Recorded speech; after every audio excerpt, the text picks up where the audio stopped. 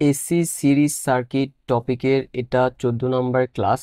এই ক্লাসে আমরা vector and wave diagram of a pure capacitive circuit এই বিষয়টা দেখব। এখানে মেইনলি যেটা বলতে চাচ্ছে সেটা হচ্ছে একটা পিওর ক্যাপাসিটিভ সার্কিটের ভেক্টর ডায়াগ্রাম এবং ওয়েভ ডায়াগ্রাম কিভাবে আঁকতে হয় এবং কিভাবে এটা হয় সেটা আমরা দেখব। ওকে, এখানে এই সার্কিটটাতে লোড হিসেবে শুধুমাত্র একটা ক্যাপাসিটর আছে। যেহেতু লোড হিসেবে শুধুমাত্র ক্যাপাসিটর আছে, সেজন্য এই সার্কিটটাকে আমরা বলবো পিওর ক্যাপাসিটিভ সার্কিট। ক্যাপাসিটরে এখানে এসি ভোল্টেজ অ্যাপ্লাই করা হচ্ছে। সো যে ভোল্টেজটা আমরা অ্যাপ্লাই করলাম সেটা হচ্ছে এসি ভোল্টেজ বা এসি সাপ্লাই। সো অবভিয়াসলি এই এসি সাপ্লাইয়ের কারণে এখান দিয়ে কারেন্ট প্রবাহিত হওয়া শুরু হবে, যেহেতু সার্কিটটা একটা ক্লোজড সার্কিট। এসি সাপ্লাইয়ের কারণে যে কারেন্ট প্রবাহিত হবে সেটাও অবভিয়াসলি এসি কারেন্টই হবে। আমরা যে সাপ্লাই ভোল্টেজটা দিলাম সেই ভোল্টেজের ইকুয়েশন হচ্ছে এটা, হুইচ ইজ আ সাইনোসয়েড, এবং যে কারেন্টটা ফ্লো হচ্ছে এসি কারেন্ট, সেটারও যদি আমরা ইকুয়েশন লিখি ওইটাও একটা সাইনোসয়েড ইকুয়েশন হবে। সো আমরা কারেন্টের সেই সাইনোসয়েড ইকুয়েশনটা লিখি, যে কারেন্টের দিয়ে ফ্লো হবে i t equal i m sine omega t. Okay, এবার আমরা একটু অন্যদিকে যাই। আমরা একটা স্ট্যান্ডার্ড সাইনোসয়েড লিখি, ধরলাম ভোল্টেজের standard sinusoid v m, v t equal v m sine omega t plus theta. ঠিক আছে, এরপরে কারেন্টের স্ট্যান্ডার্ড সাইনোসয়েড লিখি, যেটা হচ্ছে i t equal i m sine omega t plus theta, right? এখন আমরা যদি একটু খেয়াল করি, এই সাইনোসয়েডটাকে যদি আমরা এই স্ট্যান্ডার্ড সাইনোসয়েডের সাথে কম্পেয়ার করি, তাহলে দেখব এখানে শুধুমাত্র এই এতটুকু পার্টকে লেখা হয়েছে। থিটা বা ফেজ, এটাকে কিন্তু এই জায়গায় আমরা যে অ্যাপ্লাইড সাইনোসয়েড ভোল্টেজের সেটাতে লেখা হয় না। তারপর সিমিলার ওয়েতে যে কারেন্টের সাইনোসয়েড ইকুয়েশন যেটা আছে সেটাতে এটা মূলত হচ্ছে স্ট্যান্ডার্ড সাইনোসয়েডের শুধুমাত্র এতটুকু, আমরা থিটা পার্টটা দেই নাই। ঠিক আছে, সো এবার থিটা পার্টটা দিব। আমরা ধরলাম এই কারেন্টের যে সাইনোসয়েড সেটার থিটা বা ফেজ হচ্ছে 0 ডিগ্রি, ধরে নিলাম এটা আমরা। নাও ইন্টারেস্টিং পার্ট সেটা হচ্ছে, আমরা তো এই যে ভোল্টেজটা এটাকে তো এই ক্যাপাসিটরেই অ্যাপ্লাই করছি, তাই না? সো ক্যাপাসিটর যেই কাজটা করে সেটা হচ্ছে এর আড়াআড়িতে ভোল্টেজের যে কোনো পরিবর্তনকে বাধা প্রদান করবে। যেহেতু আমরা যেই ভোল্টেজ অ্যাপ্লাই করছি সেই ভোল্টেজটা একটা এসি ভোল্টেজ, আর আমরা জানি এসি ভোল্টেজের ধর্ম হচ্ছে পরিবর্তিত হওয়া। সো এই পরিবর্তিত ভোল্টেজটা যেহেতু যখন আমরা ক্যাপাসিটরের আড়াআড়িতে অ্যাপ্লাই করব, ক্যাপাসিটর ভোল্টেজের যে কোনো পরিবর্তনকে বাধা প্রদান করে। দ্যাট মিনস এই এসি ভোল্টেজটাকে বাধা প্রদান করে। রিমেম্বার, আমরা যে কারেন্ট অ্যাপ্লাই করছি সেটাও এসি, দ্যাট মিনস ওইটাও পরিবর্তিত হবে, কিন্তু ক্যাপাসিটর কারেন্টের পরিবর্তনকে বাধা প্রদান করে না, শুধুমাত্র ভোল্টেজের পরিবর্তনকে বাধা প্রদান করে। দ্যাট মিনস এই ভোল্টেজটা যখন এই ক্যাপাসিটর দিয়ে যাওয়ার চেষ্টা করবে, তখন ভোল্টেজটা কারেন্টের তুলনায় কিছুটা পেছাই যাবে।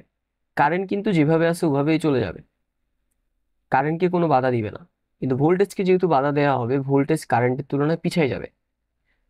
সো যেহেতু কারেন্টের ফেজ অ্যাঙ্গেল 0 আর এখানে ভোল্টেজটা পিছে যাবে বলতেছি, সো ভোল্টেজের ফেজ অ্যাঙ্গেল কত হবে? ভোল্টেজকে বাধা দেওয়ার কারণে ভোল্টেজ কারেন্টের তুলনায় 90 ডিগ্রি পিছিয়ে যাবে। দ্যাটস ওয়াই ভোল্টেজের ফেজ অ্যাঙ্গেল হবে -90 ডিগ্রি। এই জিনিসটা হচ্ছে ইম্পর্টেন্ট বিষয়, যেটা বুঝার।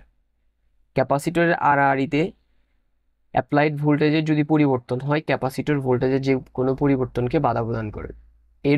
এর কারণে ওই ভোল্টেজটা কারেন্টের থেকে 90 ডিগ্রি পিছিয়ে যাবে। ওকে, সো এবার আমরা এই কারেন্ট এবং ভোল্টেজ দোনোটাকে ভেক্টরের মাধ্যমে দেখাবো। আমরা ধরে নিব কারেন্টটা হচ্ছে রেফারেন্স, সো সেই হিসেবে কারেন্টের ভেক্টর হবে জাস্ট লাইক দ্যাট, এবং এটার এই যে দৈর্ঘ্যটা, এই দৈর্ঘ্যটা হচ্ছে এর অ্যামপ্লিটিউড হুইচ ইজ IM। আর আমরা যেহেতু কারেন্টের এটাকে রেফারেন্স ধরছি, আমরা জানি রেফারেন্স থেকে যদি আমরা ক্লকওয়াইজ যাই তাহলে হয় মাইনাস থিটা, আর যদি অ্যান্টি ক্লকওয়াইজ যাই তাহলে হয় প্লাস থিটা। এবার এটার সাপেক্ষে আমরা ভোল্টেজকে দিব। এখন ভোল্টেজের ফেজ অ্যাঙ্গেল কত? -90। রেফারেন্স থেকে কোন দিকে যাইতে হবে মাইনাস অ্যাঙ্গেল হলে? ক্লকওয়াইজ। এবার এটা থেকে 90 ডিগ্রি আসলে রেখাটা কোথায় হবে? সো ভোল্টেজের ভেক্টরটা সেই হিসেবে হবে এভাবে করে, ঠিক আছে? যেহেতু ভোল্টেজের অ্যাঙ্গেলটা 90 ডিগ্রি, দ্যাটস ওয়াই আমরা এখানে কারেন্টের সাথে সেটার এই ডিফারেন্সটা 90 ডিগ্রি রাখবো। আর এর যে এই দৈর্ঘ্যটা সেটা হচ্ছে ভোল্টেজের এটা হুইচ ইজ VM। সো হয়ে গেল, এই যে একটা ডায়াগ্রাম পেলাম এখন এখানে, এটাই হচ্ছে আমাদের পিওর ক্যাপাসিটিভ সার্কিটের ভেক্টর ডায়াগ্রাম। Vector diagram.